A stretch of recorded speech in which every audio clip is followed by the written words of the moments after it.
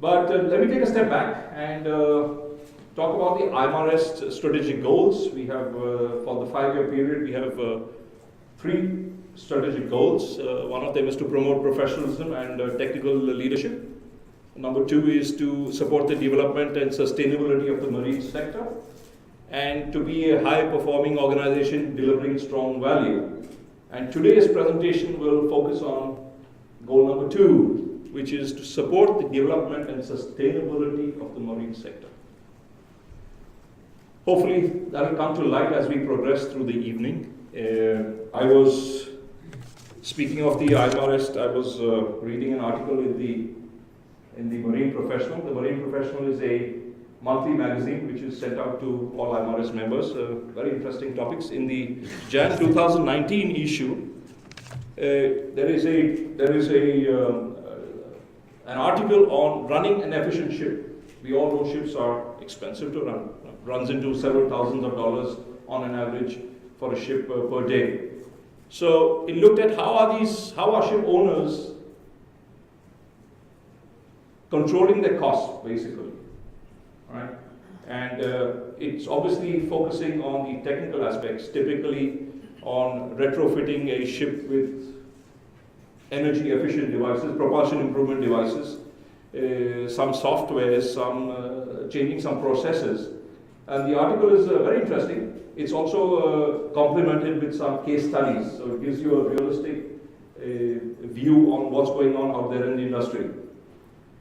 But more relevant to today's discussion, I focused on this little snippet, which was an interview with the CCO of the Thom Group. I'm not sure if I'm saying it right, Thom or the Thome Group, which is a ship management company in Singapore.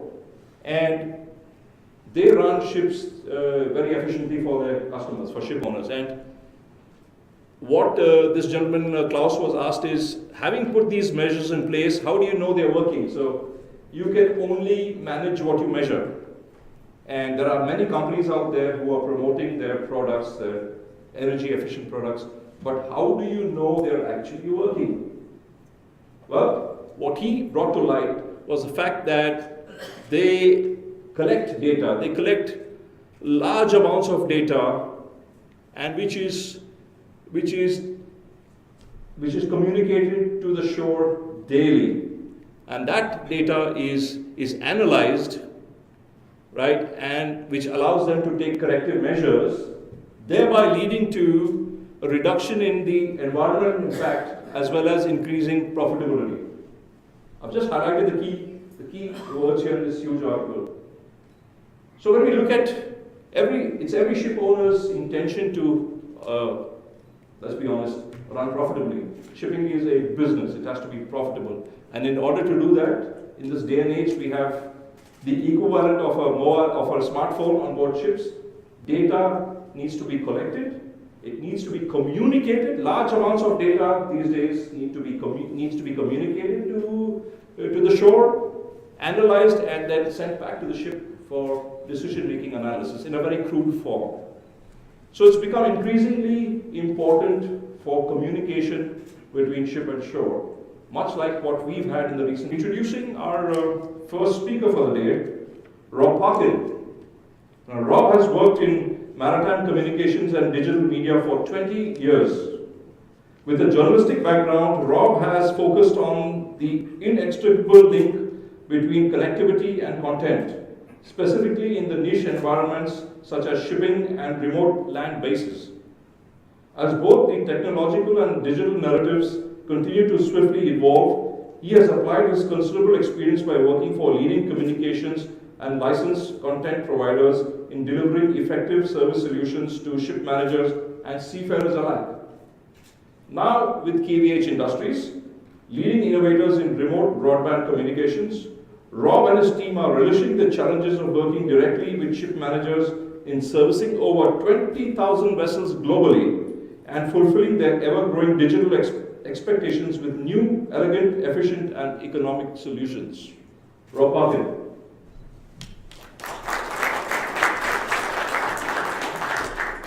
Our second speaker is Captain Milind Karkhanis.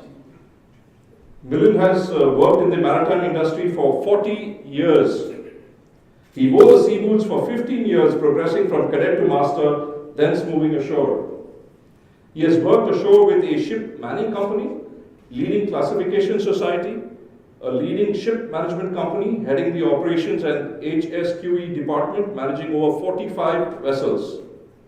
For the last 15 years, Milind has been involved in maritime training. He has the privilege of working for 3 years in Mumbai, 8 years in Hong Kong, and 14 years in London before moving to Dubai to look after the KVH Videotel interest in the Middle East. Milind's involvement in the local marine communities in different hubs wherever he has worked has given him a unique opportunity to increase his networking capacity during all these years. Welcome on board, gentlemen. And Milind will open up the presentation, so Milind, all the best. Please enlighten us on what connectivity is all about. Thank you very much.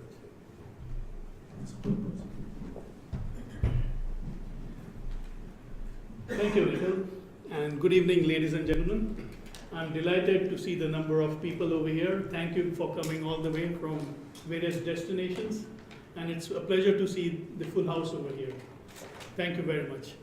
And just as what Nikhil said, the data requirements are increasing day by day with competency and less manning.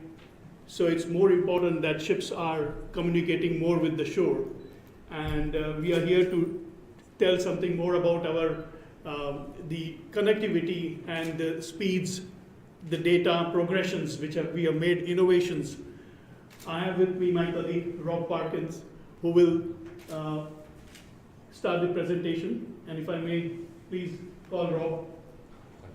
Thank you very much.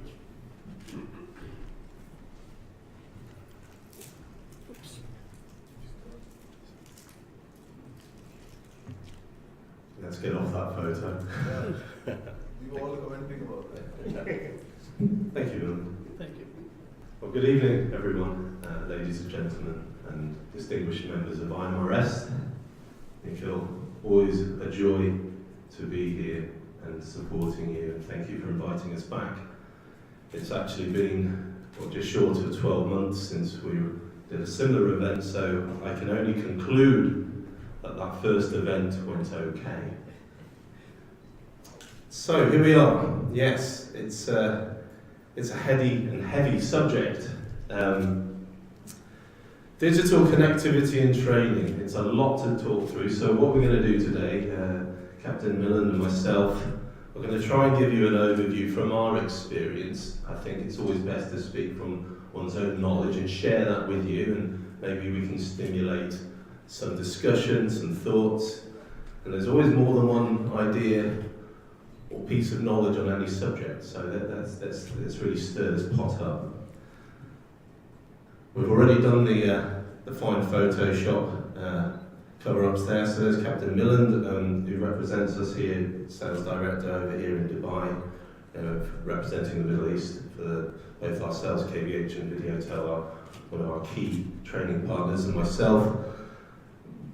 Again, I'm based in the UK, and I run around large chunks of Europe, Middle East and Africa, working with a very committed team who are providing high quality connectivity and content. I like to think of us, Milind, I was trying to think of this, no one mentioned it, it was mentioned in our earlier session, we're a bit of a double act, aren't we? Yeah. I like to think Starsky and Hutch. I've heard Laurel and Hardy used by some of our closer colleagues, but let's just keep it maybe Sherlock Holmes and Watson, I don't know, but I'll let you decide. I should at this point really say hello to this little camera. I'm very excited by the technology. Hello in there, all of you joining us from the loneliness of your own office or home. The IMarEST members, I believe there's 23,000 globally, so you know, if you're the one or one of the few watching, hi. Joining a very happy gathering here. So let's get into this. I thought I'd break it into chunks. You know, it's a lot to swallow. So who are we first? I think let's just have a little bit of an overview. Why are we talking about this? What's our knowledge or authority on the subject? KVH Industries, as some of you may have heard of us, some of you may not have.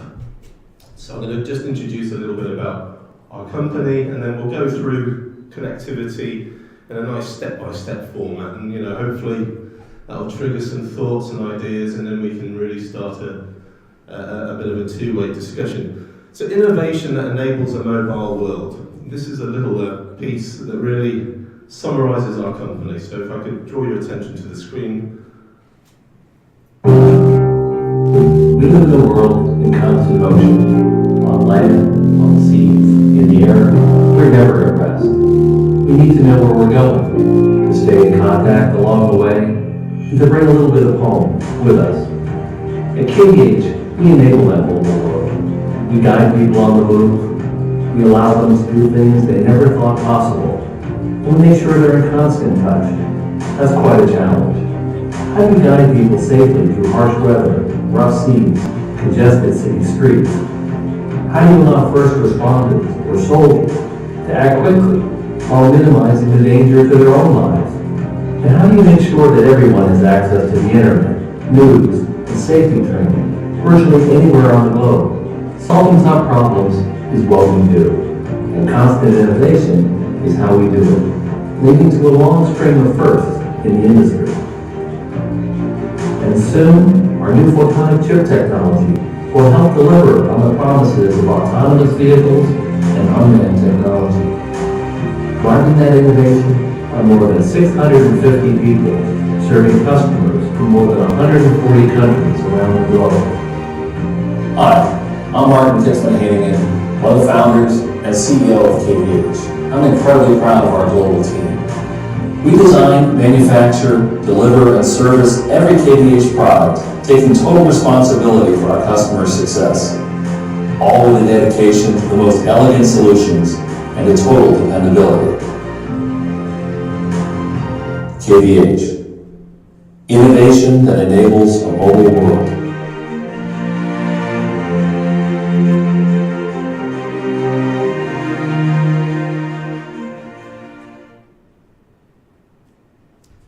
I'm sorry, I should have made this announcement before you started off. But for our Muslim friends who are fasting, thank you for coming, firstly. We have made arrangements for you. There's a prayer room, which is pretty much adjacent to this. So if you leave the room here, go right again. Please feel free to do it when you have your call for prayer. We've also made some arrangements for a bit of a snack for you. So please feel free. Thank you for some of you. I'm looking at some of my Muslim friends here. So we are here to host you. So please leave the room when you have to. And you have a dedicated place for yourselves. Yes. So thank you. Sorry. No, absolutely. Indeed, and yeah, the door's open, of course. I think that little video clip, if you will, is a very overarching summary of our company. Obviously, I think to draw from it, we are an innovation company. We design things, we build things with the express purpose, really, of two sides, really, two verticals. Mobile connectivity, where we provide communications for the maritime sector. We also work as specialists in the field of content and creating our own proprietary content to push through those connections, if you will, and value-added services. And the other part of our story really is in inertial navigation. It's a separate division, and that's all to do with fibre optic gyros, stabilisation, and navigation for mobile vehicles and platforms. And that's a separate thing. So we've got two sort of strands, but I and Milind here, we really tie into the mobile connectivity side of things. Innovation company, and we create solutions. But I thought, so that's a little bit about KVH. Dare I ask for maybe a show of hands, in the room, who hasn't heard of KVH? Should we try it that way? There you go, very brave. So it's absolutely, it's a fascinating, we're quite a new kid on the communications block in a way, and when I say new kid, we've been providing connectivity for just over 11 years. So, it's very interesting and becoming visible in a market that's so focused like Maritime. It's interesting to see how we are being perceived or even received. So that's KVH, a little bit about where we come from. I thought now, how can we engage everyone in here? Everyone does a different job, I presume. And we all get involved in communications in a different way. Obviously, I think your introductory speech, Nikhil, was brilliant because you touched on a few things from the smartphone where we're all communicators, right? We talk to people, we use our smartphone as a technical device. It opens so many opportunities for the individual, but also it creates new ways of communicating and social interaction, and it changes behaviour patterns for sure. And all these, though, if you boil it all down, it comes to something as I call it, the basic communications formula. So if I can introduce this to you, this is really the fundamental basis from which I've been working for just over these 20 years in the industry. You need these three pieces really. It's connectivity, so it's the ability to link A to B, person to person, peer to peer. Very important piece. But what else forms part of this sort of formula, as I call it? Well, you've got hardware. Now, be blunt about it, it's equipment, something to do it, yeah? Now, if we're talking one to another, we're using our voice, our larynx, we're talking one to another, that's the hardware, the equipment. But obviously in the technical world, there's going to be some hardware there of some description. The smartphone on land, for example. And then, very important, communications is all well and good, but what are you communicating? What is that? And now, in a very general sense, I call that content. It can be a pleasant conversation with someone, it can be a piece of very critical information, it can be a video, it can be music. What is this content? Is it a direction? Is it a piece of news? It could be anything, but it is content. And the three together really work alongside each other in providing what is an effective communication. Okay? So that if we just bear that in mind, if you leave today with one thing memorised, try and remember this, because it applies to everything we do in our world, in the technical world, in human existence. You just break it down. And of course, I think as the event diagram shows, there's crossover, as everything. Life is complex, and so is a lot of what we do, but there's crossover in different levels, so there may be more weight on one of these pieces, if you like. And I was thinking, well, that's all well and good. I don't want to insult anyone's intelligence. That's a pretty straightforward three-piece puzzle. But then there are two other key factors, and again, this doesn't just apply to the maritime industry, this applies everywhere. One is demand. If we're going to talk about business, there needs to be a demand for communication. What do we need that for? What's the need? Demand. And of course, let's not hide from the fact. The other key factor that affects the whole story is, of course, cost. So you could see there's a D and a C to add to that formula, and these sort of filters over the whole top of it. I mean, I was thinking that's demand and dollars, if you like, the double D, or the DC, if you like, in the communications formula. So this really, everything fits into this. You can fit things into this formula very effectively. So I thought, okay, we've got a formula, we're going to look a little bit at this communication piece, and then let's have a look at the maritime industry itself. We're in a market in transition, so there's a bit of a backdrop, the background to where we are. There is a very large upgrade process taking place as I speak. Many of you, can perhaps a show of hands, who works with actually any sort of satellite communications equipment or shipboard communications? Is there anyone in the room who's involved in this part? Okay, so a relatively small number of one. Me and you, sir. For the rest of you, just like equipment on shore, like the smartphone, a humble smartphone is always changing, evolving, technology moves on. We're at a very interesting point in maritime communications where the last sort of preferred solution, if you will, or the most prevalent solution is now hitting end of life. We're at the end of a 10-year cycle. I won't get lost, and I do apologise if I use acronyms and terms you don't or aren't familiar with, and I'll try to explain them. But basically, one technology, satellite communication, is coming to its end of life. It's been out there, it's done a great job. And the newer technologies, and certainly one of the more popular technologies, this VSAT, VSAT, very small aperture terminals. What does that mean? Basically, it's a new technology. It's a new type of satellite communication, affording bigger connection, bigger bandwidth. It has a relatively low penetration into the market at the moment. Now, we at KVH and many other fine organisations provide VSAT solutions, and at the moment it's around 10% of the market share of ships that require communication. There's still over 40,000 vessels in the world using what we could call gradually fading or redundant or older L-band connectivity. So 10 years old, the connection speeds are vastly slow. Please, sir. You said low penetration, but isn't that because of the dead band areas? You've got these blackout areas. I think so. Oh, sorry. Please repeat, perhaps, the crowd. I heard you there. We have used VSAT on offshore vessels.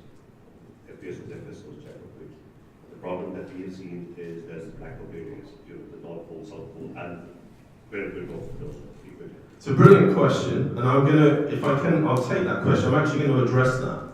So the gentleman asked here, well, hold on, why is there a slow penetration of a newer, faster, if you like, technology? Well, there's all sorts of things that affect what that technology can do. It's not just about speed, it's about where, the coverage, as we could call it, the satellite footprint. Great question, thank you. I'm going to touch on that very shortly, so that's a really good observation. You know, there's lots, as I say, there's so many variables in this story, you know, we don't want to get lost in all of it, but I think it's very important to understand there's many parts that affect a full solution or a full decision in what we use to communicate. So that I think is very reasonable. You know, I think the general feeling in the industry, and that this is from, you know, from an optimistic supplier's point of view, but obviously from a customer's point of view, a ship management and owner, there is a growing demand for connectivity at sea. Now that's quite a general statement, but really there's a nice little piece of information here as a statistic. 90% of maritime professionals believe real-time data access is now increasingly important to effective operation, coming back to Nico's observation from the CEO from Tom Shipping. Absolutely, you know, the people want to connect more. I think once, as I always use the analogy, once the genie's out of the lamp, you can't put it back, right? So it's all about progressive, but once someone has something, it's very hard to take it away again. Yeah, there's a feeling that the industry is going through this change and modernisation. There's a lot of things going. This isn't just technically, but in the way ship management operates. And there's also a whole backdrop, of course, of the industry itself. You know, let's not forget we're still in rather challenging times economically. The supply, demand, the trade cycles from the Far East over to Europe, Middle East, it's all slowed down. Now, the shipping industry, according to many reports, is in a confidence of certainly of a 4-year high. So there's a little bit of optimism finally. You know, it's been a long time we've been in austerity measures. So market drivers for maritime connectivity, you know, there's going to be crossover here, but I work in little boxes, makes it easier. Operational efficiency, so again, if technology can make me operate more effectively, that's great. And if I can reduce my fuel consumption even by 1%, that's a big saving. So there's a lot of pressure there. There's also regulation. You know, every industry needs a strong regulation, obviously for safety, for the environment, for good practice. But obviously some of these regulations are mandatory, forced upon, and so we need to comply. That's all about being a responsible industry in the bigger sense. And that ties not only into the way vessels operate, communicate, but also about the crew, the human resource, the sea staff. You know, safety is paramount importance. So there's some push there, mandate from regulation, crew welfare, touching on the crew, the human aspect, connectivity. Obviously, if someone's on shore and has an experience of communication with a smartphone, going to sea, it's not quite the same. So it's very important we try and meet the expectations of the staff who work at sea. And obviously that affects the whole recruitment cycle. And you know, good, happy crew, well rested, actually are safer. So there's a whole emphasis about safety here. And then cost savings, you know, this is where, you know, let's be brutal about it, business Why change? Well, sometimes change is thrust upon us, forced upon us, but if you can then make it more worthwhile in a financial benefit, all the better. So, yeah, the whole idea of the Internet of Things, Nikhil touched upon with the previous, the introduction about that piece, about the ship chief exec, analysing data. If you can measure it, you can manage it. Lovely cliche, but it's actually quite true. And if you can measure it, manage it, and then use that information to bring about change for the good or the better, even better still. So there's lots of areas, driving forces, and I think this comes back, we'll try and swiftly dance through this.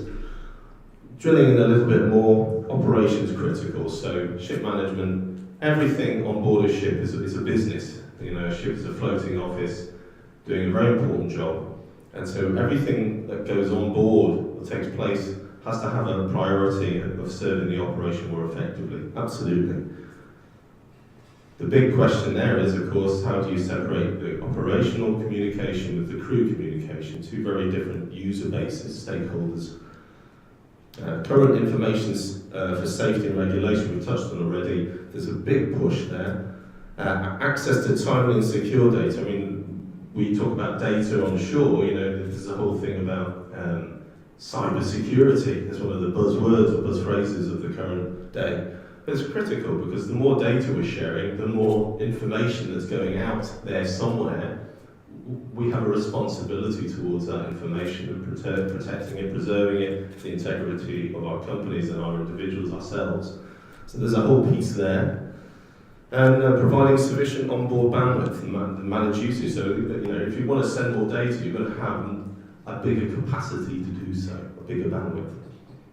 And vessels now obviously are getting equipped with equipment that, ECDIS, electronic chart information display system, we're moving away now from just paper charts, beautiful things that they are.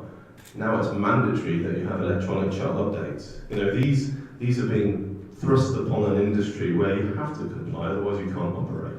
So there's this big push as well. So technology is pushing there as well. IT. Who in the room is involved in IT, ICT? Oh gosh, yes, good. Anyone else? Okay. IT. I mean, I'm no IT guru. I have huge respect for IT, but what I do know in the world of IT, everyone seems to go and knock on the IT department's door saying, come on, can we get a system, make this easier? So there's a whole thing, delivering more for less, but certainly less in terms of resource, human capacity. There's a big pressure. And this is I suppose, the pinnacle point of the edge of development. We want to use technology to improve efficiency, performance, and do it for less. This is the optimum goal. It's key to remember, I think, as the fine gentleman pointed out, you're going to have a connectivity solution, whatever that is, it's got to be able to perform, and that's sometimes dictated about where you are in the world. If a vessel's operating in certain parts of the world, only certain equipment will work, so make sure you know what equipment you've got or where you're operating. Always have a plan B. It's very important. I think we see it in our everyday work, everything seems to have an IT involvement now. Increasingly so, even in our company, in the day-to-day work that we do, Captain Milind and I and the teams, IT has an involvement, whether it's my email, whether it's backing up systems, it doesn't stop. So you kind of got to conform or comply or accept. But that's a whole pressure, and I love that, phrases I said a few years ago doing something similar, talking about the cloud. And that's quite an animated discussion, because half the people said, you're from Britain, you should know what a cloud does. It rains. And I said, well, are you talking about the fog? And then we got lost in the Battle of London. And the point being, though, we use these phrases very loosely now. I bet we all go around and say, I'm on the internet, we're in the cloud. Put it in the cloud. What does that really mean? Put it in the cloud, it's safe there, or is it? It's about understanding, isn't it? No one wants to be the guy or lady or person to say, I don't understand. That's not sometimes the easiest thing to do. So we kind of comply without really, in a slightly ignorant manner, dare I say. And that can be quite dangerous. So yeah, computers back things up everywhere. Where is the data going, you know, in the cloud? We'll come to that. And then, you know, it's, you know, as every industry moves forwards and advances, of course, it is difficult to meet the demands of today's shipping with using technology that's now slightly antiquated or out of date. And attitudes have to evolve. And so the whole piece about freeing up internet bandwidth for key IT, you know, if we're going to lean on the IT department, they've got to have bigger capacity. You know, it's like a domino effect of demand and stakeholders in ship management, ship operations. So, you know, what do you want to achieve as a company? What's the ship manager's job? What are they doing? What's your fleet do? Where are you going? Where are you operating? What are your requirements on board? How much data do you need? And then you can go to any company or clients. You know, every customer of ours has a slightly different angle of what they want. You know, we want to be online, we want the internet, unlimited. You know, all these lovely phrases. But when you break into it, there's lots of different stakeholders in the company, whether it's crewing, whether it's, you know, fleet management, whether it's the ICT guys, safety. It breaks down, and everyone has a slightly different interest. And so it's very interesting within ship management. You know, lots of departments need to, you know, dare I say, synergize and share an opinion, but that all comes back to one connection. So you know, lots of things. The challenges for IT, I sympathise for you. It's on your shoulders. But, you know, another thing in the IT world, I don't know if anyone's familiar with this phrase, software as a service. You're probably aware of it without knowing that it exists. We're now in the world of connectivity or communications and IT.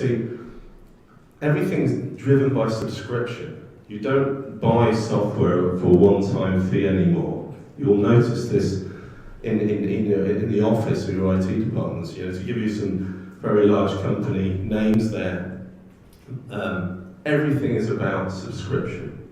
And, you know, there's benefit to that as well, because you can outsource service to other companies that specialise in that specific function. There's a good logic there.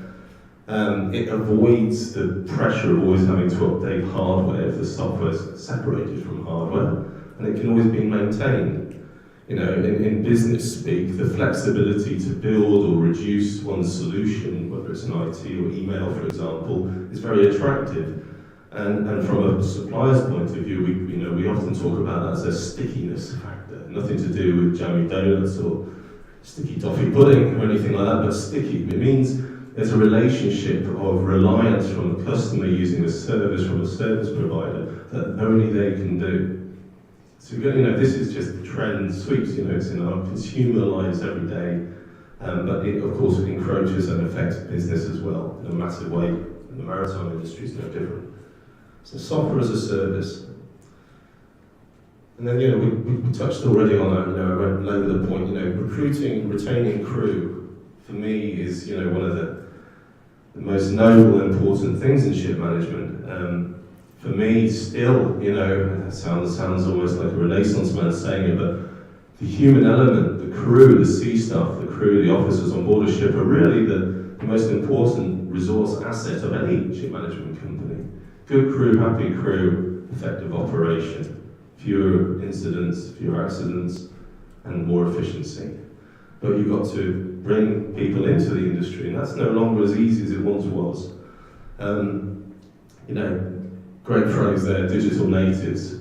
You know, dare I say, we're in a room here where I don't know if we have any digital natives, but we all remember the days pre-internet. Oh, dark days.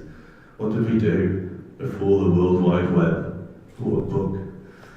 Scary stuff. But it's crazy, but, you know, talking about the smartphone, you know, the younger people today, the cadets, the ranking seafarers, the crew of tomorrow, are brought into a world where they don't know anything but internet connectivity, smartphone connectivity, social networking.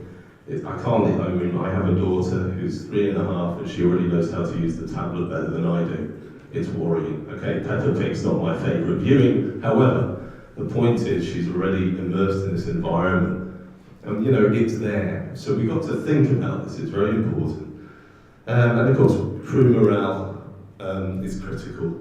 But it's back to that dollar question, cost, can't break the bank. And then of course making sure crew have access to the latest, greatest updated training materials to stay sharp and proficient. So we'll touch on that very shortly with Captain Milind. And all these points again cross over, and for ship managers it's about becoming competitive and viable and more attractive than the ship manager down the road. It's all about driving a profit, keeping boards and shareholders happy. This is the reality of the shipping industry. So we have to be commercially aware. This is a slide, ironically, that I seem to throw into every presentation I kind of present, because I call it the big disconnect at sea. Now this is from 5 years ago, so it's a bit old, really, but it just kind of shows us here on the left. This was taken from the Bernard Schulte ship management research, taken, just 5 years ago, part of a digital ship analysis, where it showed on land, whilst on leave, 39% of crew and 82% of officers from Bernard Schulte had daily access to the internet at home. Okay, well, what does that mean? Well, and generally it was 50 gigabytes per person was the consumption. So it's quite, it's a marker. At the same time, when these people went back to work on board, got reappointed on their next appointment on board the ships, 68% of the crew and 28% of the officers had no access to email at all, which is remarkable for 5 years ago if you think about it. I mean, this isn't the dark ages, it's just 2014. And then from that, 97% of the crew and 86% of the officers had no access to the internet for social media, email, web surfing. So there's an interesting, for me, that's two things. It's fascinating the lack of access. Granted, this is 5 years ago, I will say. I'm convinced that number will increase considerably. But it still, for me, it shows a great discrepancy about access to data when you're at sea and when you're on shore, first thing. So there's that expectation somewhere along the line of the bridge to cross. But also, the way internet's talked about separate to email. A lot of people don't really differentiate between the two, whether you use email through a web browser or email with a specific software that then is delivered through the internet.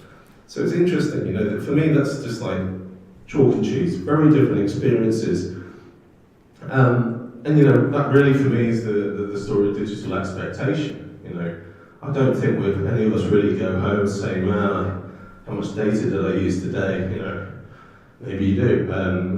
All our devices measure it. If you ever, on your smartphone will tell you how much time you spent on the smartphone in the last week. It's Friday, I get an alert on Friday saying you spent, 5 hours a day on your smartphone. And good grief, what did I do? What have I achieved? But it's managing, or certainly measuring it. I'm not sure I'm managing it. But it's about what we want, let's use technology to fulfill what we're striving to achieve as individuals and in our companies and for our own benefits in business. And so, to summarise that piece about the crew at sea and the officers, sea staff, and then at home, people have an expectation to get more access to the internet. So, very important. And then, of course, access to critical operational content is always important. There's mandatory updates, understanding the data that's coming in, knowing how to work modern machines and technology is critical. All really obvious. So these are what I call digital expectations, and of course put it all together and get a better return on investment, become more profitable. Control expenditure. So it all comes back to that lovely connectivity formula, really.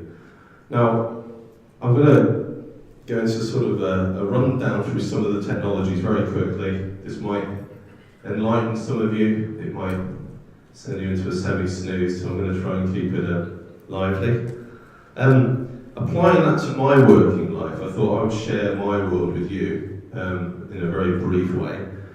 So in KVH world, we kind of turn 3 very simple pieces into 4, breaking it down very easily. So connectivity, global connectivity, this was the point made earlier. Different technologies of connectivity, hardwares, have different coverage. So on this fine map, there's light green and dark green and a bit of blue.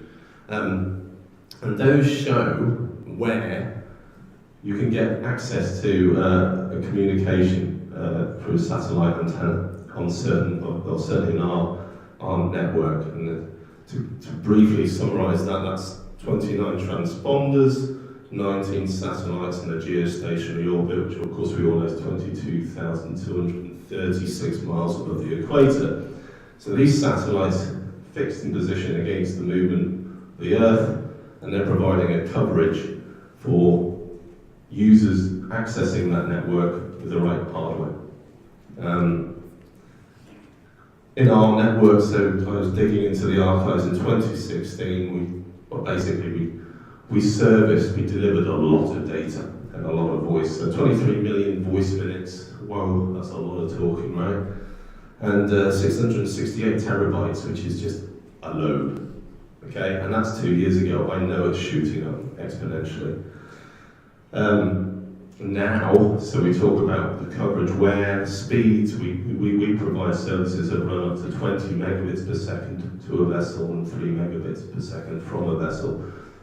At home, or here in Dubai, when you're online, I'm sure you're running up to 80 megabits per second. I don't know what the local speeds are from the internet service providers, but they are fast on that. But for the technology at sea, this is quite a remarkable speed to be hitting. So the coverage there, we have a new network of coverage, if you like. We're working with new satellite companies, a company called Intelsat, one of the largest, I think the largest in the world, 50 satellites all over covering all parts of the globe. And we literally lease space on these satellites for our network. So we don't own satellites, that's one thing. So, our pockets aren't quite that deep yet. I feel like James Bond, but but that's our coverage now, and we have the nice sort of, the lighter purple is one type of system, and then the darker purple, C-band as it's called, is another system which covers the extremities, north and south, as you can see. So this kind of touches on that point earlier. Where your vessels operate, you've got to obviously select a system that has the right coverage, very important. Okay. And in our world, this is a real picture of what it looks like. So all those little green dots are ships. And you can see lots in the Gulf of Mexico there, aren't there?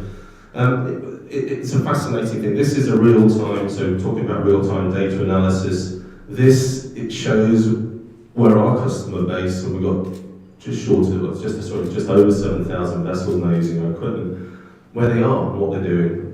And you'll see regular patterns of famous trade routes, some more out in the sticks. But it's obviously, it's a real picture into a real-time situation of connectivity. Very interesting for us. And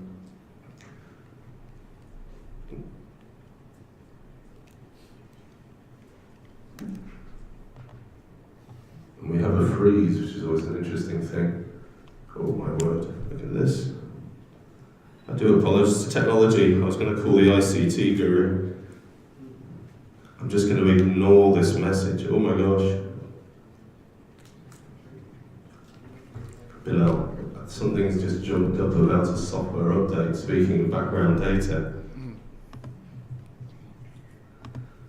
Well, whilst Bilal just quickly sees a software update, see, computers run themselves, it happens. That's not even, that wasn't reversed, you can tell. It works, there we go. So no, we're involved as a company talking about new technologies. Last year, there's a whole bunch of new satellites being put into orbit. We've talked a little bit about SpaceX and Elon Musk, obviously Mr. Tesla, he's used rockets to put up a bunch of satellites for one network, one solution. we've been working with various parties, including Intelsat, and we've put up what are called really high throughput satellites. It's a trendy one, HTS, which means they do things faster and more, bigger and better. The idea of that is they have wider coverage, which is great, and a lower cost to the user, which is also wonderful. Iridium, I thought I'd just mention, Iridium is a network of satellites that are a lot lower than ours.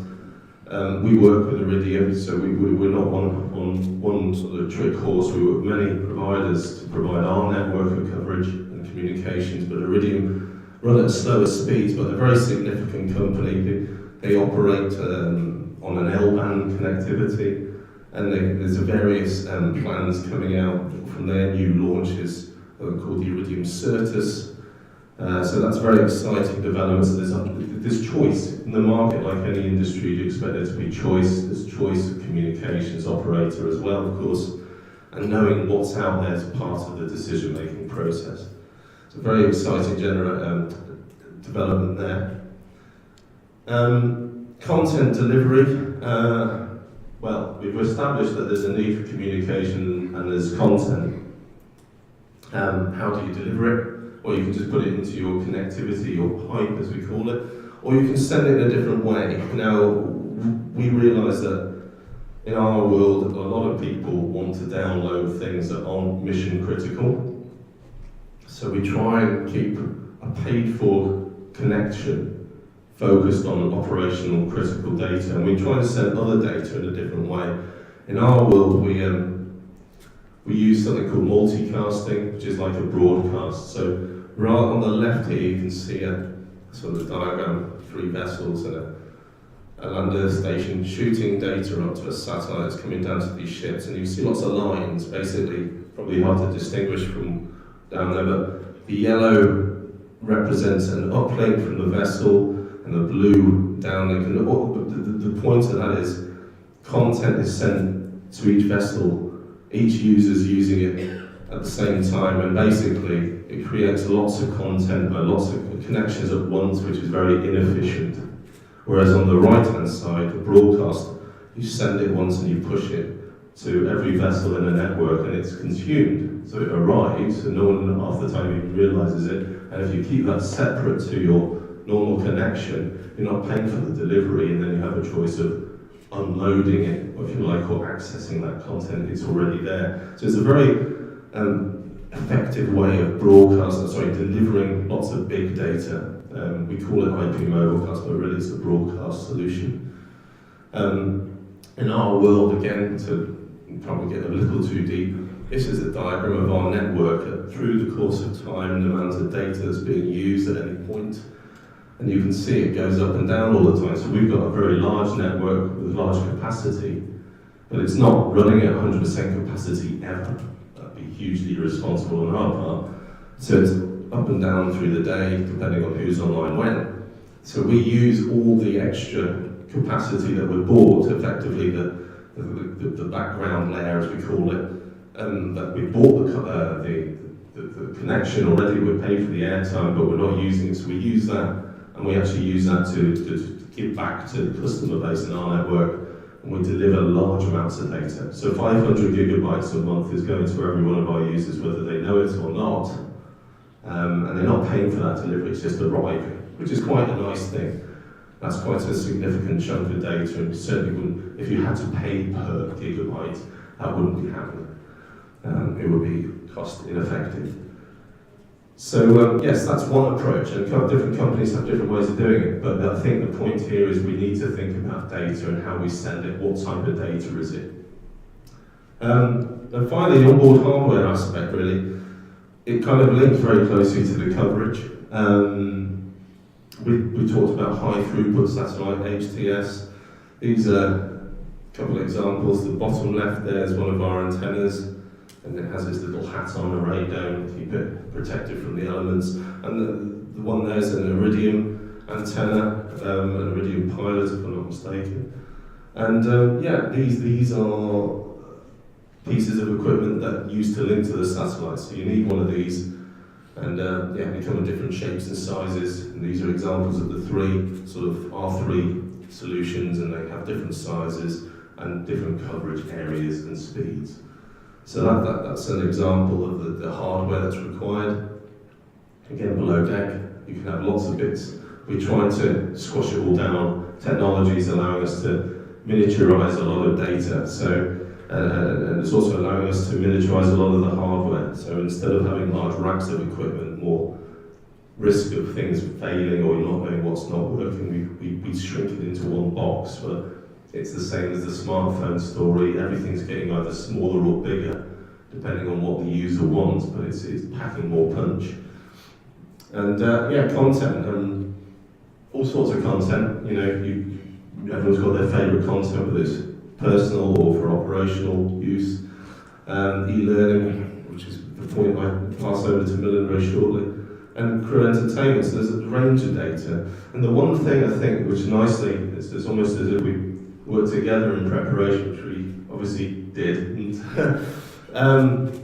You touch upon, Nikhil touched upon this whole thing about IoT, the Internet of Things, big data, analysis of equipment, and of course shipping is possibly a really prime, rich market for opportunity in this world. You know, you've got lots of big, expensive pieces of machinery, huge outlay, huge capital expenditure. You want to monitor what they're doing, and if any way you can improve the lifespan of that equipment, make it work harder, more effectively, more efficiently to save money, you're going to do it, right? And how do you do that? You monitor performance. And also that helps because you can't rely on the human aspect. Crews are traditionally now shrinking in size, so you need machines. So this is a study from Future Nautics a couple of years ago. Ships generate up to 60 gigabytes of data a day. That can vary wildly, depending on what the ship's measuring. But the whole idea is, if you can measure it, manage it, and then preemptively maintain it before it breaks, especially, you know, a good example of ship engine there, that's going to become a very commercially attractive thing to do. So this is using technology and data to improve performance and lifespan of the service. And ironically, we as a company do that ourselves, IoT. We actually measure our own antennae. We've got 95 measurement indicators on our equipment, and that sends back to us every day. So we can see in the field if any of our antennas are looking a bit poorly or behaving strangely, and proactively send updates to that or get in before the whole thing crashes, which is a huge thing. And you know, we have multiple channels that enable us to do that. So that's quite a significant development, and I think that's one of the trends or trending at the moment, Internet of Things, big data, in not just in shipping, of course, in the whole world of industry, but in maritime, I think it's a very hot subject. So that's quite exciting indeed. I'm going to pass you over to Milind, who perhaps give us some information about very important data and content and training. Thank you. Thank you, Rob.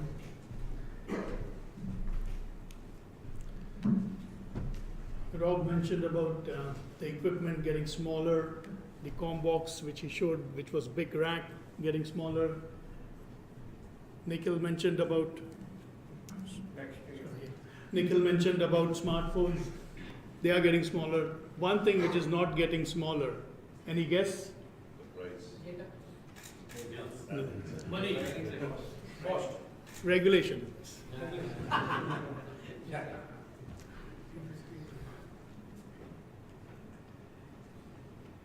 And that's where Videotel comes into picture. Critical training for seafarers. Training is very important. As new regulations keep coming, challenges increasing, need competent crews. Videotel has training solutions. Over 12,000 vessels and training centers all over the world. We have extensive library of different subjects based on STCW, the training Bible from IMO, and we do extensive research before producing any title. We go to the industry, we get inputs from the industry as what sort of training they would like to get on board for their seafarers. We have team of subject matter experts we put together, and collectively they bring out the training material, which therefore is of the highest quality. And we take efforts to deliver such training to the benefit of the seafarers at the end, where the ships are run safely and operated safely.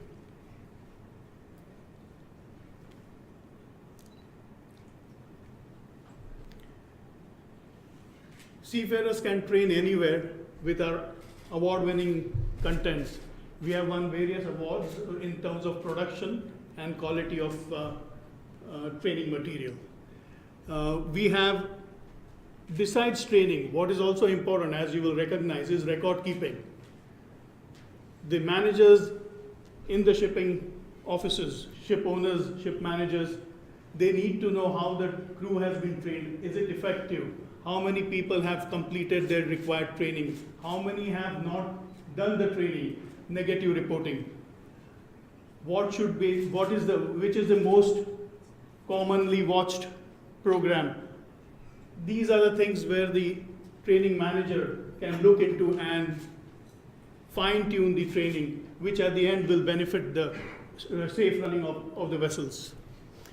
We have various ways to deliver these training programs. One of the most common and popular one is the computer-based training.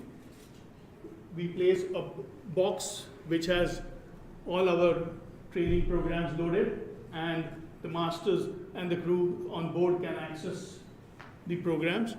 We have also task-based competencies, where the seafarer is required to perform the task, and the task has to be signed off by a superior to confirm that he has done it in a proper way. So it's all structured task-based competency. This is also a requirement of oil majors and vetting inspectors. We do this through video training. We can do it online as well as onshore, and which I'll be speaking about a few slides, virtual reality, gamification. We have more than 14 million training programs completed by the seafarers worldwide.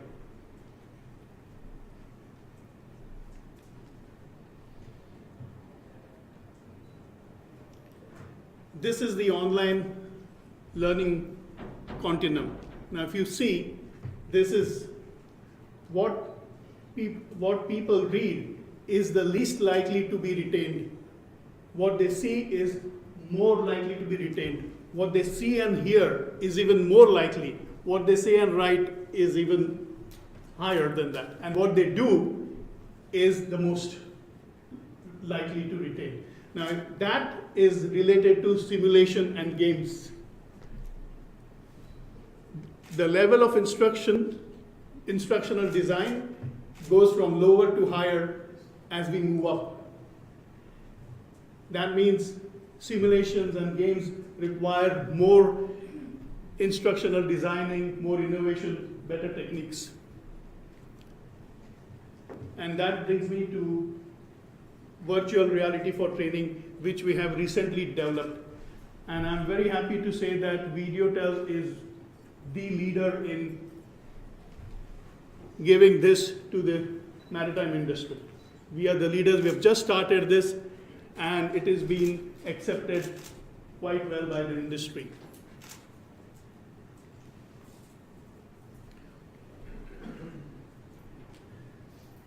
It is simulation, as we saw, which is most information retention. What is virtual reality? It is a term described for an environment which is generated three-dimensionally by a computer-based software. It is fooling your mind and body into assuming that you are in such a space. That is innovative immersion technique. It has got controls and you feel as if you're in the environment. What that does is it puts you in a situation which you think is unsafe and gives you those challenges, but it's a safer environment. When you wear, it's about 100, 150 to 200 square feet requirement. Right now we are looking at shore establishments, but as we just discussed, with the technique evolving, I see that this will be placed on ships also for training seafarers. It's a much safer way to train seafarers without the danger. The seafarers assume that they are in the environment and they take actions. There are different various programs which we have made, lifeboat launching, entry into enclosed spaces. So it's quite interesting. It's a game changer. They experience things which they would otherwise not in a safer environment. Sandbox in which they can make mistakes, correct themselves. Sandbox is a technological term which, if they go wrong, it's not something which it can improvise their competency. Immersion, fully concentrated and engaged. They are in that environment where they keep doing things and become proficient. Key concept, sense of presence, feeling that your body is there. And we also have assessments. Has that seafarer gone through the training process properly? The assessments are given on each step of the things which he has to do correctly if he has done, and then the training manager can see things, and between the two they can repeat the program to be more expert. It's a type of training to be used as individual, not as a group, because the individual wears the equipment and therefore the training outcomes are very high. Individual training outcomes are very high. It corrects the safety behavior. As we talk about the safety culture, individually you improve your safety behavior and it improves the safety culture. And of course, at the end of the day, as Rob also mentioned, cost is a factor for the managers, the owners, and with this kind of training, it potentially gives huge saving. The training, you don't have to send the seafarers to a particular on board the ship or a training vessel where they'll get the same kind of training. It brings the vessel into the office, in one sentence. Now that's my part. I would please ask Rob to continue with the connectivity. Thank you, Milind. Thank you. All right. Well, has anyone, thanks, Milind, has anyone actually done a virtual reality thing, experienced virtual reality, put the training goggles on? How did you find that? Was it? The first time it would be strange, but next you'll get used to it. I mean, so one of the recent developments in Captain Milind and the gang at Videotel, we've been putting these kits in our offices for staff to try out, guinea pigs. Scary is the word. Scary. That's the word. Scary. Yeah. It can make you quite nauseous. There's a caveat: you can't let someone do it on their own. There's always got to be someone with you because you can fall over quite easily. It's a health and safety issue in itself, isn't it? We need a training video about VR. But no, they are very useful, and it's generating a whole new interest in training. It's a new innovation using technology to bring the training story forwards, isn't it? Indeed, and I would just like to add, we had a few demonstrations in different parts of the world, and I would like to share with you that it's probably something to do with age. People who have tried,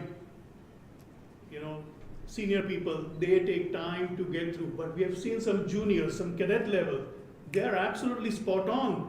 And in minutes they can, they don't have to be reintroduced to the concept. They are used to their Xbox and all those things so well that they just come and wear this and they know what to do.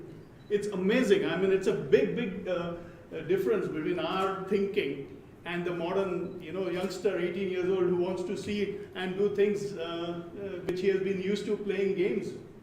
So it's a big difference. Those pesky digital natives, isn't it? Indeed, you're absolutely right. Well, what I'll do now, we're encroaching on question time, which I'm sure breaks many of your hearts as you're lining your questions to shoot at us, scattergun. But I'll just quickly wrap then this whole content communication thing together. Broadband, the term that we all use readily. I think the key for all of us in our daily professional and personal lives is to set expectations. That's really it. And then we need to do that in a responsible manner and start trying to take responsibility for what our data requirements are. If we can do that, then we can start finding solutions that are cost effective, do the job they're intended to do, and everyone can be happy. We've already established there's this acceleration in demand for connectivity and data, and the one thing that's not changing that I thought was absolutely right, is going up exponentially, is the data usage on ships as it is on land, right? This is not changing. That for me summarises the potential havoc that can mean on a ship or indeed any network. Obviously, that's a rather stressful situation, and if we look right at the top of the picture, there's a bottleneck of, obviously it's a toll gate getting onto some sort of carriageway. But, this for me summarises data pretty effectively. It doesn't matter how much data or bandwidth there is, it's always going to be filled up one way or another. So the idea is you need to kind of manage it. You need to work out, right, here we got so many toll booths, lots of cars, clearly it's a busy road or it's rush hour, lots of cars trying to get from the bottom, should we say A, to the destination B, which is somewhere up at the top. And we can see that's a very stressful thing, and everyone's moving very slowly, and there's this gate that's slowing it all down, and it's even worse, because once you get through the gate, there's only like 3 lanes that everyone has to merge into, so it might be bad below the red line. You wait till you get through there. How on earth? I mean, it's just, this is inefficiency in a picture. But this is how data works, right? If you just have data without any thought or control, you give people bandwidth, you see it, you witness it without even realizing, everything competes, it fills up, and then it contends, as we call it. It slows down. Everyone's fighting for that little gap to get out, so that it restricts. So you could probably say everyone in all those cars either expected that to happen, because it happens every day at 5 p.m. on this road, and they accept that their expectation was set, it's going to be a slow journey home, don't put the dinner on. However, a lot of people may not have driven on that road before, and it's hell. They're not having a good time, it's slow, they're in a rush, but meet someone, and their expectation of driving home that evening is a disaster. And they come home and they're very frustrated and grumpy. As I say, data, this is a visualization to how data can sometimes not work. Now, in our world, I can only speak for what we do, but we try and control that in the KVH world by giving different channels of connectivity. So very simply, really, there's a nice picture of a boat, a ship, should I say, beg your pardon. And we have a channel on the left, or 2 channels in the yellow. One is a high-speed channel that gives you fast connectivity, but you've got to be careful, you've got to be responsible how you use it, because it can go quickly because it's fast. We then have an unlimited channel, which is slower, but allows you just to pay a fixed amount per month, and it gives you an access on a bandwidth of different sizes. So that's quite effective operations. But then we have another set of channels on the right. The green stuff, as we call it, we have that content delivery channel. That's broadcasting, so that's getting a lot of data to the ship. The ship doesn't necessarily know it's arriving, but it might want to access. So So we're using our broadcast channel, and then we have a separate channel again, which is our VoIP or telephone voice over IP. So the way we're approaching part of the problem of expectation of data management is having different channels and designating use and helping customers decide where to put their data, which channel does it go in. You know, this is just, there's no right or wrong, everyone does things differently, but a lot of our customers use our high-speed and unlimited channels for different things. So on the left side, you might use your high-speed channel for video conferencing, that needs to be quick. Web browsing, certainly telemedicine. We could give crew access there, but it has to be allocated. So maybe crew are given so much data an ounce a week or a month control. On the right-hand side, we have an unlimited channel use. This is really good for software updates, antivirus updates, background data. Maybe it's good for things that don't need to be there quickly, but can gradually download. So there's all sorts of ways of approaching connectivity. You know, we would like to feel we're a responsible service provider, like many who exist in the market, but there's different ways of doing this. There's no right or wrong way, but what you do need to do is stay accountable for your data and try and understand it a little bit. And again, you need tools. We provide tools that summarize our network, where you are, what is going on. We have something called the Mini VSAT Manager. It's just a web portal that users can access and actively see what the data consumption levels are, where the vessel is, who's using what, set up alerts. It's very similar to the mobile phone, smartphone world we all live in now. So that's enabling empowerment through technology. It's a rather colourful chart, you'll agree, but you know, this is where you start getting to the bare bones of it. We help customers analyse the type of data that's going through different channels. Now some people don't use this, IT departments love it, but what it does show is who's using what, how much have you used against the data plan, and what types of data is it. So if you see, for example, heavy usage perhaps in social networking, you might think, well, maybe that's not the best use of company spend. Maybe we need to think about how the crew can have access to social networking in a more controlled way. So there's different ways of doing this, but it gives us a chance to share what that data is. You know, let's start investigating what data is. Let's not be afraid of it. Let's try and understand it a bit better. And this is one way of doing that. I'm kind of alluded to it quickly. We all probably see that. It just happened actually earlier. Background data updates. So what you'll find is systems ask when you're online now, they intelligently want to be updated. And you'll find immediately you'll get what we call a background data update from the cloud, and whether your email's updating or whatever software. And that could be very big data without requirement, without you even knowing.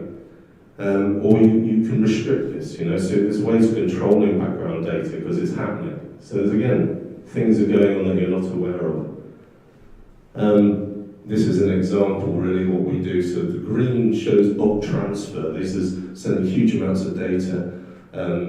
When we were controlling that can be software updates. But then the moment we control that reduces the use. And then there's a huge difference in the amount of data sent, with 500 megabytes below 43 gigabytes above. So it indicates there's a lot of data coming through the pipe, popping up where people don't know it's there. And that causes what we call bill shock. A lot of companies get very upset when they get a large bill at the end of the month without even knowing who's contributed to that. So all these things, and then we're talking about proactive monitoring, Internet of Things. If you can measure it, you can manage it. We measure and manage a huge amount on our own equipment, so we kind of deploy that knowledge, and you know, there's no reason why that can't be put into other fields of technology and equipment analysis. So there's quite an interesting, the graph on the right actually shows remote management from one of our antennas in the field, and there's been we call it tracking avoidance zone. An antenna is clearly getting a block from its line of sight to a satellite. We can actually start visualizing it on the right. If you see around where the red areas are, it starts to make a visual image, and I think there's a mast in the way. So when someone phones and says, I can't get a signal, we'll say, where's your antenna pointing? Oh yeah, there's a mast in the way. This is actually proven by the technology. So it's a very intelligent way of going about analysis in the field. So yeah, we talk about all these things sticking together: hardware, network, clever tools, cybersecurity is a whole presentation unto itself, but it's important to be aware the more data you're sending, the more secure it needs to be, right? Content's there inevitably, so control what it is, deliver it well, and support and service as you'd expect. So that's the very important thing. So we've kind of brought all that together as a company. Our approach is to copy the software as a service model, and we provide connectivity as a service. So we're throwing away with the need to buy equipment. We're effectively renting service out. You pay on a monthly subscription. We're giving equipment connectivity with no commitment, contract, and it's enabling companies to move from legacy equipment onto new equipment in a way that doesn't involve large capital expenditure or commitment. That's a month-by-month try and see approach, which is really helping companies adopt new technology without risk. And we call that agile plans, so their subscription model. Connectivity as a service, subscription, that works really well, we're finding.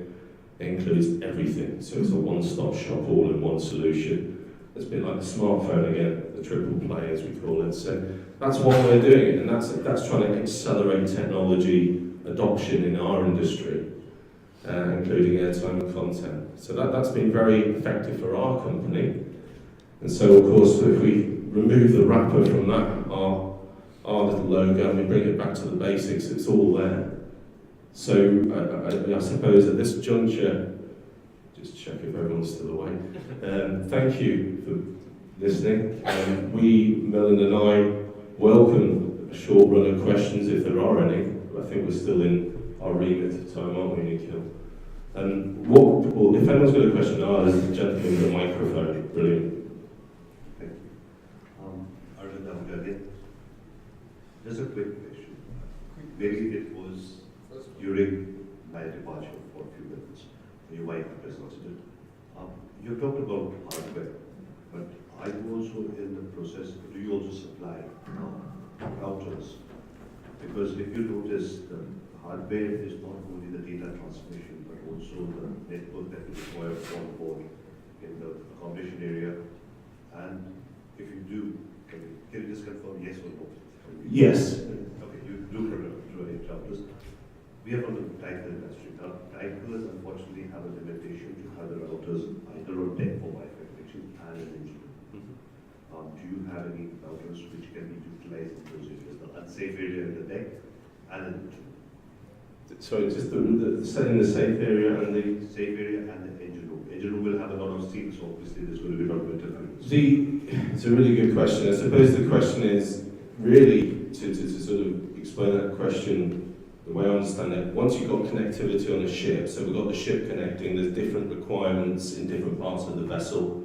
Obviously, you create a Wi-Fi network on a ship, well that's really big trouble in ships, so that you may notice bulkheads and Wi-Fi don't go well together, right? And no one likes drilling through too many bulkheads for all the obvious reasons, and then there are particularly sensitive areas on a ship where there might need to be connectivity or a link to the connectivity, whether we can put equipment in there. The answer is yes, there's all sorts of ways. I think our general approach, and you know, I speak for many providers, first you provide the link from ship to shore, right?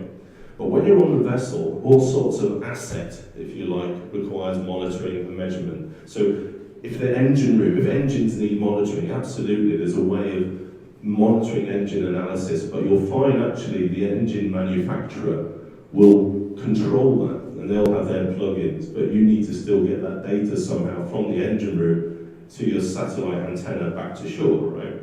So the answer is yes, there's a variety of ways. Sorry, is that voice level? No, the question was not limited. The question was not limited to what you just said. We understand the transmission of data from the machinery themselves.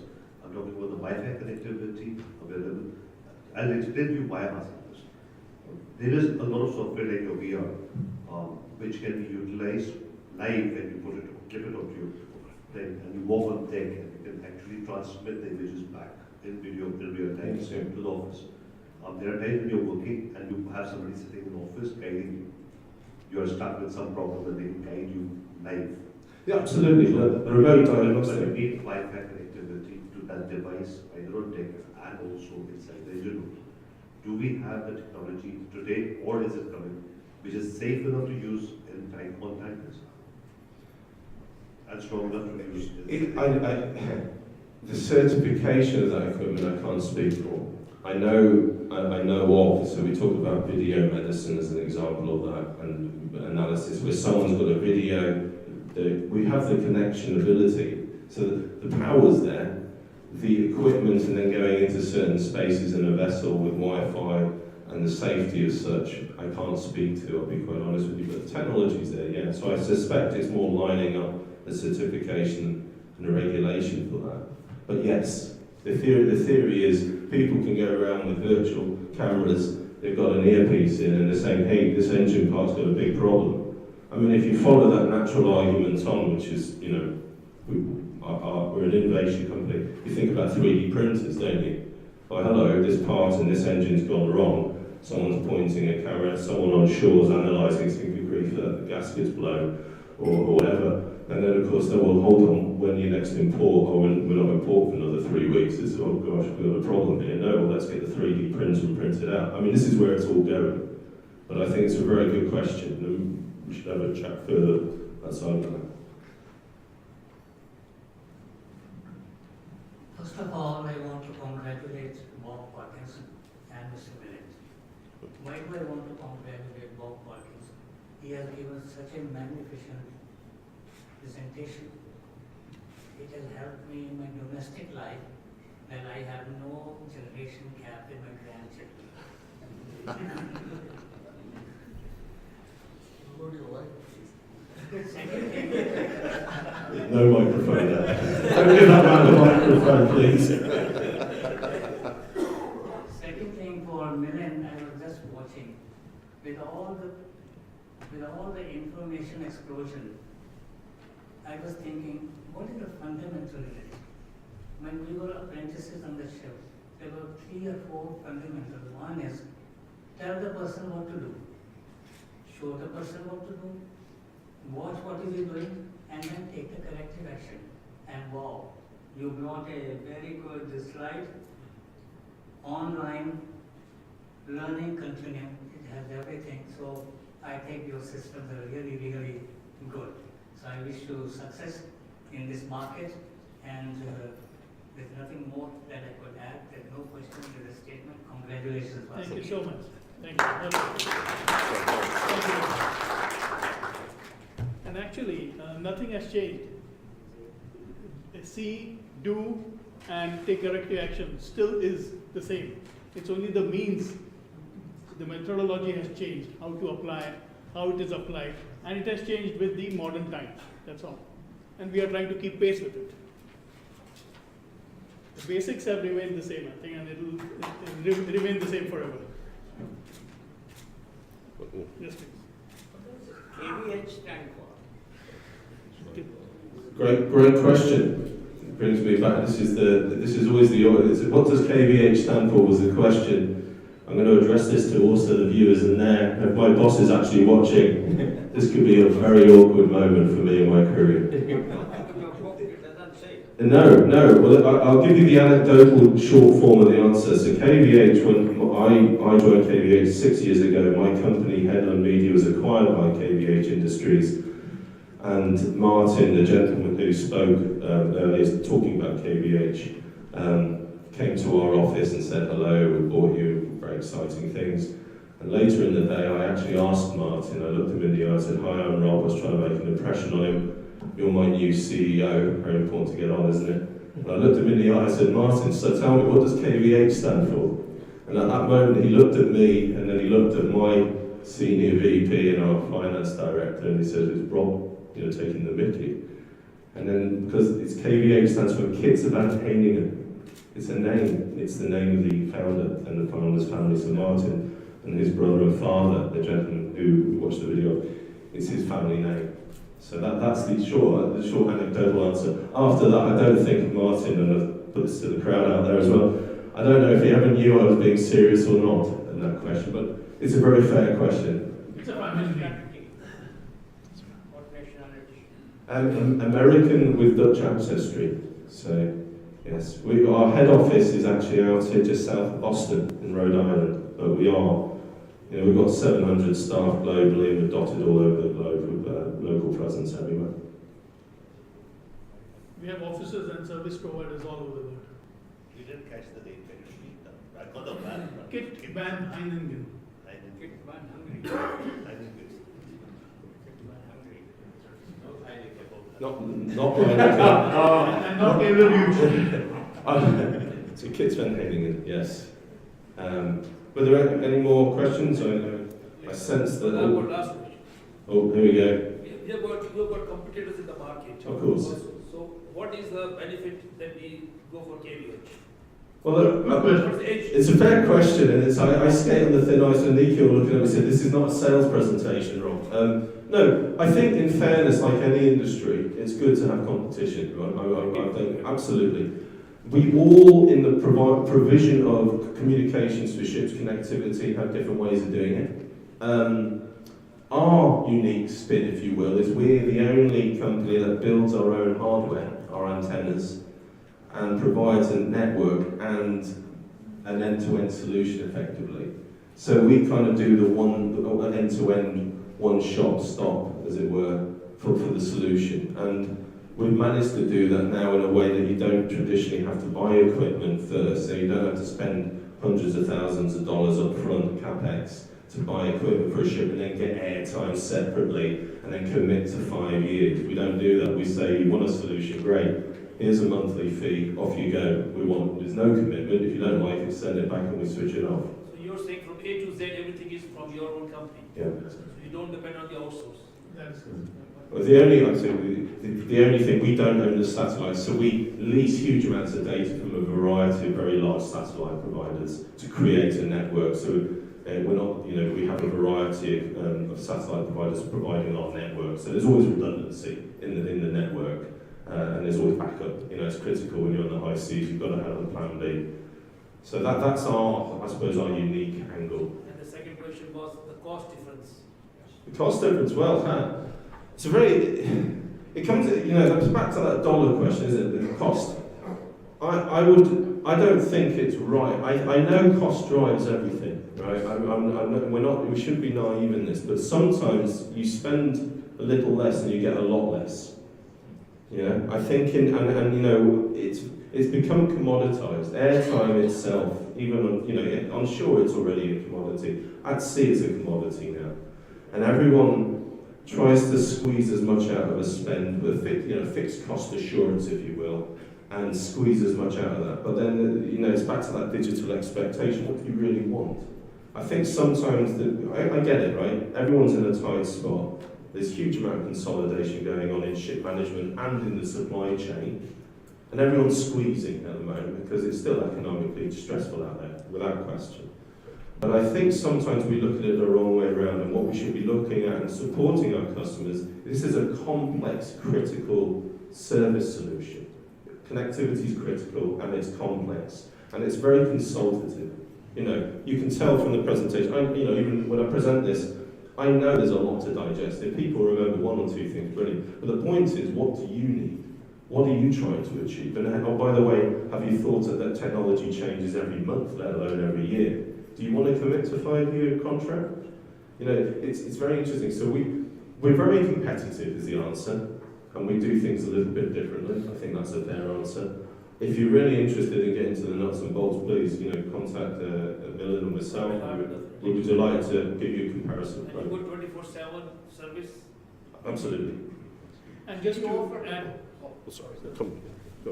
just to add to what Rob has said, in terms of throughout his presentation, and Nikhil also alluded to the size getting smaller. So the COM box we have is, instead of the racks of provided by different other providers, we have only one small ICM, which is manufactured again in our KVH headquarters. And it's the antenna also is a smaller one. It's about the V7 HTS is just about 27 kilos. 2 people can virtually install on board, which is a big advantage. You don't have to wait for the vessel to come to dry dock and do all those things to install it. It can be installed in any port. We have, in majority of the major ports in the world, we have our service providers who can come and install and activate. Thank you. Yes, please. You have this KVH 7999 per month. What are you offering? What is that? If you, so that's, it's, yeah, good question. I'm glad someone picked the number, good, it worked. It's like, so what would you get for that? If very simply, you would get a full communication solution. So I would, or Milind in this case, we would, Fair enough. you get the full store. What is the bandwidth you're talking about? 1 mega, 5 mega? No, you get 10 megabits per second by 3 megabits per second. 10 by 3 megabit per second. You get, I'll answer it very clearly, it's like a bullet answer. You get an antenna, you get a V7 HTS high throughput satellite antenna, you get free installation, you get free delivery of that equipment to port, and then you would get an airtime plan that gives you a high speed channel, which offers 500 megabytes of the package, and that would operate at 10 megabits per second by 3 megabits per second. And you'd also get a free unlimited channel, which operates at 128 kilobits per second and 64 bolted on. Okay, and you wouldn't. That contract runs monthly. This is a month without any obligation for the contract on the years as well as so. Monthly. Try now. The only obligation, and I think this is, I suppose it kind of answers again why are we different. Because we make our own equipment, we've chosen effectively to amortize that for our customers on our ticket. Normally, the companies building antennas are not the ones selling the airtime, but we do, right? So we're saying, look, we know it's great antennas, it's used by a lot of military grade through the world, we've got 7,000 of them out there, it's doing a good job. We'll give you an antenna, and on the majority since we've launched this subscription service, it's been just short of 18 months, we've had about 3 returns. You know, it's going very well. Obviously, ships move management, that's happened, but you know, we're kind of saying you're a constant trial, and the trial's on us. If you don't like it, send it back, that's it, we shake hands. There's no long-term commitment, and we're not asking for tens or hundreds of thousands of dollars in advance for the hardware. Who I get contact? This gentleman here will be obliged, or I would, after over supping a cup of cola. Thank you. And if I could just add, we are the only one, what is unique in our services, we give a dual channel. One is, as Rob said, fast, high-speed channel, and one is the unlimited. We are the only providers who give 2 channels at the same time, dual channel. Yes. Gentleman here. Sorry. Rob, welcome. Well, Captain, thank you very much for the excellent knowledge sharing. Thank you. I have 2 questions for Rob. I'll ask you the second one first. On the slide that you had, you look amazingly good. And to be so good looking, that slide. That's my marketing department having a laugh, I think. The Sherlock days, as I call them. Thank you. My second question is, you have the spare bandwidth that you say that you push back content to the ships or the assets. What is that content, and does the customer have a say in that content that he's getting? That's a really good question. So it kind of links, as you say, everything links, right? It's connectivity. It's all connected. So what is that content? Well, part of our company, there may be those in the audience who may recognise the company Wallport. Wallport, yes. We are Wallport. Right? So Wallport, those who might remember back in the good old days, dare I say. 80s, you can say 85. Yeah. Movies. We are Netflix for the seafarer now. So we license a huge amount of content from Hollywood, Bollywood, around the world, TV, news, and we put that into there. So it's TV, it's movies, it's anything we can license for ships, and then we put it into packages. So like Netflix, you sign a subscription, it ends up there digitally for those on board to watch at their own leisure. We provide a viewing platform, if you like, for that. Now, in the Agile plan, the irony is we've already bundled in free news TV and free daily news to read, and some other bits and pieces, some free training actually, so 20 training movies. There's a lot in that package, so we'll gladly talk to you later, sir. But yeah, it's licensed content. And the theory, I think, is the question leading. The theory is, if we can bring a lot of purposeful, meaningful content for the crew, so the basketball highlights, cricket and so on, that stops the crew over-relying on an internet capacity, either spending a lot of money on the internet or blocking it up like that car picture, the toll booth. Everyone's online, and then the bandwidth is blocked, right? Can you control that? Because there's free content, every crew member sitting there in the bosun's room and on a stove. Yes, there's mechanisms of control, there's packages and ways that can be controlled, but it's completely separate to your operational bandwidth. So that's the key thing, it's separated it out. There was a question already. As Rob said, it does not affect your air plan, that's a separate one. Yeah. This happens behind the scene. Yeah, I think that's just answered my question actually. We build unmanned surface vessels. We build an autonomous system that goes into them.